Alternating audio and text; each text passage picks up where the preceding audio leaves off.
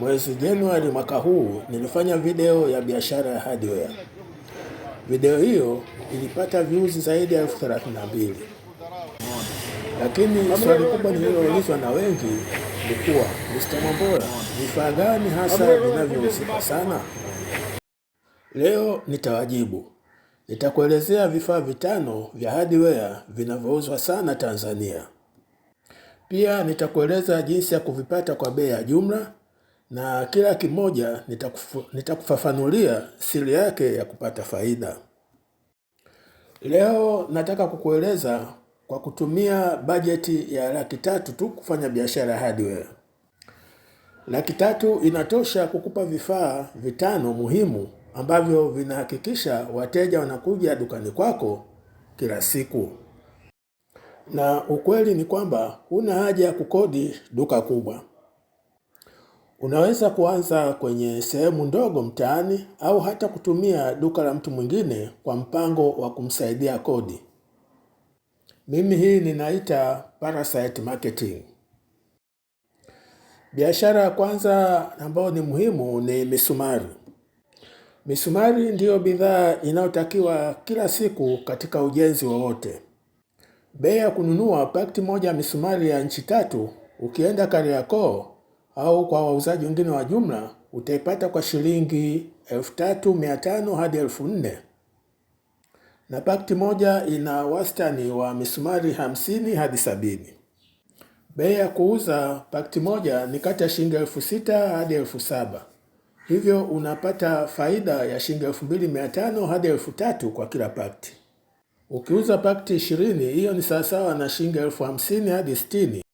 Faida ambayo kwa mwezi ni sawasawa na 1,500,000 kutokana na misumari. Sasa ngoja nikueleze siri ya kupata faida kwenye biashara ya misumari. Usinunue misumari kwa pakiti. Nunua misumari mingi, ikiwezekana kwa boksi.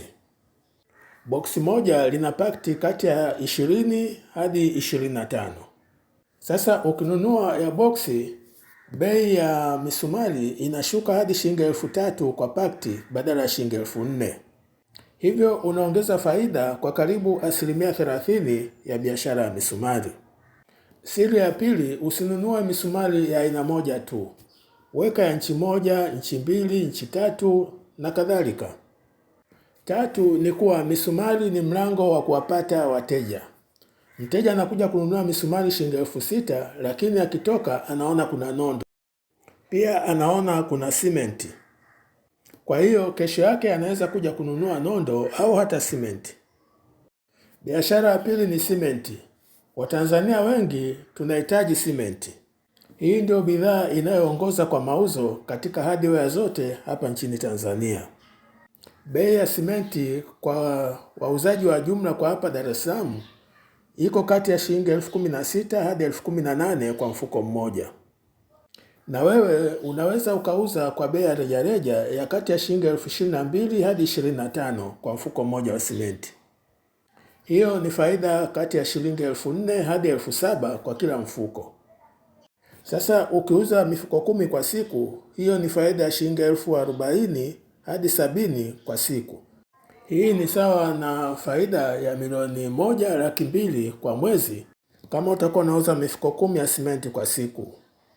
Sasa kuhusu siri za kupata faida kwenye hii biashara hapa ni kupeleka simenti kwa wateja kwa kutumia pikipiki. Hii pikipiki inayobeba simenti inakuwa ni chanzo kingine cha mapato yako. Siri nyingine ni kuwa usiuze simenti ya aina moja. Uza simenti za kampuni mbalimbali kama vile Twiga, Simba na kadhalika. Siri ya 3, agiza simenti kutoka kwa wauzaji wanaokuletea mpaka mlangoni kwako. Wauzaji wengi wa jumla wana pikipiki za kusafirisha. Hii inapunguza gharama yako ya usafiri na inakufanya uweze kuweka bei za ushindani zaidi. Biashara ya 3 ni nondo.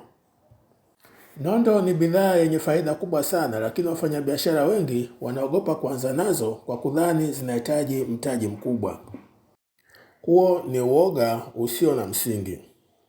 Bei ya kununua nondo aina ya D8 au D10 kwa kilo ni shilingi 3,500 hadi 4,000 kwa kilo moja.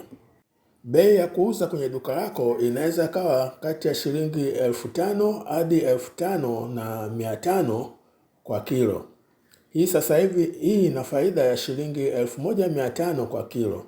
Na ukiuza kama kilo 20 hivi kwa siku, hapo tayari una faida ya shilingi 30,000. Sasa ngoja nikueleze siri ya kupata faida kwenye nondo. Wateja wakubwa wa nondo ni mafundi.